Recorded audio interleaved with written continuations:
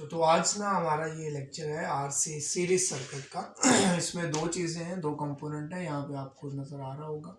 एक है आर, दूसरा है सी। आर से मुराद है रेजिस्टेंस और सी से मुराद है कैपेसिटर।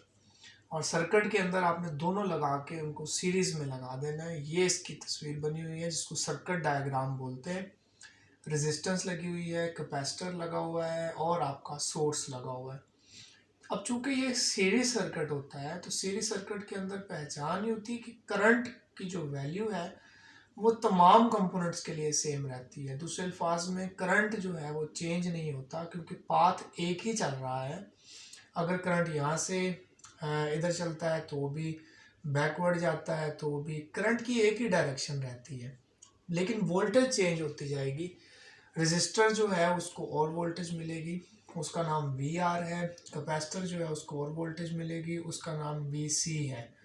हम लोगों ने ना टॉपिक के अंदर देखना ये है कि ये जो वोल्टेजेस इनको मिली हैं इनका और जो करंट यहाँ पर चलना है उनका आपस में क्या लिंक है, क्या वो इन फेज रहते हैं या वो आउट ऑफ फेज रहते हैं, और फिर टोटल वोल्टेज भी निकालनी है। ये हमारी रहेगी वोल्टेज जो हमने अप्लाई की, V is equal to V nought sine theta. ये लिखा हुआ है as circuit is series so current is same. Current ने नहीं चेंज होना लेकिन वोल्टेज ने चेंज होना है। सबसे पहले हम बात करते हैं, अच्छा यहाँ पर एक और बड़ी मेन चीज़ है कि करंट हमारा चूंकि सेम है, लिहाजा जब आप डायग्राम बनाएंगे, यहाँ पर नीचे आप फेजर डायग्राम्स देख रहे हो, इसमें फिर आपने करंट जो है ना उसको एज अ रेफरेंस ले लेना है। उसकी रीज़न क्या है, क्योंकि वो चेंज नहीं हो रहा, वो सेम है। और जो चीज़ इलेक्ट्रॉनिक्स के अंदर हमारी सेम रहती है उसको हम हमेशा एज अ रेफरेंस ले लेते हैं। तो ये जो लाइन पीछे देख रहे हैं जहाँ मैंने फिंगर रखी हुई है, चाहे इस पिक्चर में देख लें, ये वाली जो लाइन है ये बेसिकली शो कर रही है एज अ करंट को, कि करंट जो है हमारा वो कांस्टेंट है। अब हम आते हैं रेजिस्टर के अक्रॉस जो वोल्टेज है। रेजिस्टर के अक्रॉस वोल्टेज लेनी है तो ओहम्स लॉ लगा दें, V is equal to I into R. इसमें I हमारा करंट है, R से मुराद उस कंपोनेंट की ऑपोजिशन है। रेजिस्टर की ऑपोजिशन को रेजिस्टेंस बोलते हैं, तो ये वो लिखा गया है।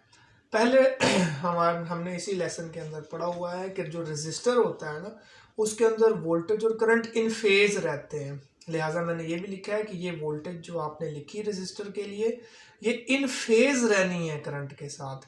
करंट के साथ इसका जो चेंजिंग है वो एक जैसा, यानी वोल्टेज बढ़ेगी तो रेजिस्टर के लिए करंट भी वैसे ही बढ़ेगा और रेजिस्टर के लिए करंट वैसे ही घटेगा। यहाँ पर अगर आप देखें तो हमने एक वेक्टर रिप्रेजेंट किया हुआ है यहाँ से लेके यहाँ तक, और उधर ही रिप्रेजेंट किया है कि इधर करंट है। ये वोल्टेज का वेक्टर है जो कि रेजिस्टर को मिली है और उसको हमने लिखा हुआ है आई आर। अब हम आते हैं कैपेसिटर पे। कैपेसिटर की वोल्टेज लिखनी है, वही फार्मूला है ओहम्स लॉ वाला। करंट लेना है आई, हाँ जी, और उसके साथ ऑपोजिशन ले लेनी है उसकी, जो कि कैपेसिटर की ऑपोजिशन को आपको पता है ना, कैपेसिटिव रिएक्टेंस कहते हैं, तो वो लिखनी है। आर नहीं लिखने बैठ जाना यहाँ पे, चूंकि कैपेसिटर की बात हो रही है तो उसकी ऑपोजिशन डालोगे यहाँ पे, तो ये बना V C is equal to I X C. और कैपेसिटर के केस में आपको याद है कि कैपेसिटर के केस में कैपेसिटेंस की जो वोल्टेज थी वो पीछे रही थी, लैग किया था उसने 90 डिग्री से। लिहाजा इसी फेजर डायग्राम में जब आपने कैपेसिटर की वोल्टेज को बनाना है ना तो नीचे को बनाना है, यानी कुल मिला के ये देखें 90 डिग्री के डिफरेंस पर उसको पीछे रखना है। अब इसका मतलब ये है कि करंट आगे चल रहा है, कैपेसिटर की वोल्टेज पीछे चल रही है, लेकिन जो रेजिस्टेंस की वोल्टेज है वो उधर ही चल रही है जिधर के करंट चल रहा है। अब यहाँ पर हमने टोटल वोल्टेज भी तो हासिल करनी है ना, क्योंकि ठीक है रेजिस्टर को मिल रही है, कैपेसिटर को मिल, तो टोटल कितनी है फिर सर्किट के अंदर।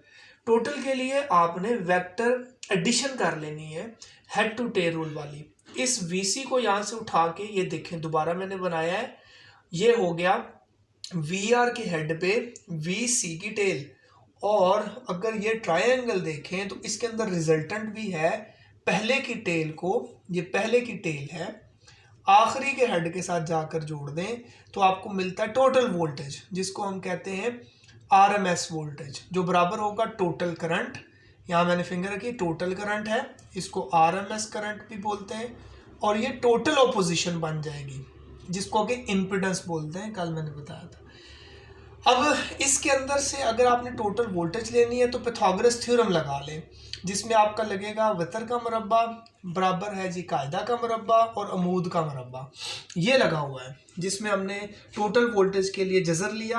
आपको पता है जज़र क्यों होता है, क्योंकि फिर इसका मुरब्बा लेना ना, तो फिर उसका जज़र भी लेना पड़ेगा। तो वी आर का स्क्वायर प्लस वी सी का स्क्वायर, तो ये वो वाला फार्मूला यहाँ से हमने निकाला है इस ट्राइंगल से पाइथागोरस थ्योरम लगा के। इसमें बेटे कीमतें लगा दो, आई कॉमन कर दो, तो ये जो बॉक्स बना है ये टोटल वोल्टेज का बॉक्स है। इसी बॉक्स में से आई आर एम एस की वैल्यू उठा के अगर दूसरी जानब ले जाएं तो ये तकसीम हो जाएगी टोटल वोल्टेज और टोटल करंट, और टोटल वोल्टेज और टोटल करंट की डिवीजन को बोलते हैं टोटल ऑपोजिशन, यानी इम्पिडेंस बोलते हैं। तो ये इसकी इम्पिडेंस आ गई। अब एक तो फेजर डायग्राम है ये जो वोल्टेज को लेके आपने बनाई है। अगर आपने सिर्फ और सिर्फ ऑपोजिशंस को लेके वोल्टेज डायग्राम बनानी है ना, फेजर डायग्राम, तो उसका भी तरीका ये है कि ये आई रहने दें, ये देखें, ये वेक्टर भी रहने दें, ये पड़ा है, पर आपने वी आर भी नहीं लिखना, आई भी नहीं लिखना, सिर्फ उसको आर कह देना है। और नीचे को जो वी सी बनाया था उसको अब आपने वी सी और आई नहीं लिखना, सिर्फ एक्स सी लिख देना है। ऐसी सूरत हाल में ये फिर देखिए, ये वही head to tail rule, X C इधर और एक्स सी इधर, और आपका ये रिजल्ट लगा हुआ है पहले के टेल को आखिरी के हेड के साथ जोड़कर। लेकिन वोल्टेज वाले केस में इसको टोटल वोल्टेज कहेंगे, और इस केस में चूंकि आप वोल्टेज तो ले नहीं रहे, सिर्फ ऑपोजिशंस ले रहे हैं, तो इस केस में इसको टोटल इम्पिडेंस बोलेंगे। तो ये भी डायग्राम ठीक है, इसको बोलते हैं वोल्टेज की फेजर डायग्राम या फेजर डायग्राम बाय वोल्टेज, और इसको बोलते हैं इम्पिडेंस डायग्राम, यानी इसमें सिर्फ और सिर्फ ऑपोजिशंस होती हैं। रेजिस्टेंस एक ऑपोजिशन है, एक्सी एक ऑपोजिशन है, फिर ये टोटल ऑपोजिशन बन जाएगी। कहने का मतलब यह है कि अगर आप ना इस ट्रायंगल के ऊपर फिर से पाइथागोरस थ्योरम लगा के z निकालो ना, z, तो वो निकलेगा r का स्क्वायर xc का स्क्वायर उसका जज़र, यानी वही चीज वापस आ सकती है। तो ये जो इम्पिडेंस है, चाहे आप इस डायग्राम से निकाल लो, चाहे आप इस डायग्राम से निकाल लो, दोनों केसेस में एक चीज है, एंगल थीटा भी नजर आ रहा होगा आपको। अब ये एंगल थीटा क्या है, जरा इस पे गौर करें। ये मैंने कहा था कि आपकी है टोटल वोल्टेज, और इसको मैंने आपसे कहा था कि टोटल करंट है। अब ये डायरेक्शन में सेम नहीं आ रहे, ये ऊपर है, ये नीचे है, इसका मतलब करंट आगे है।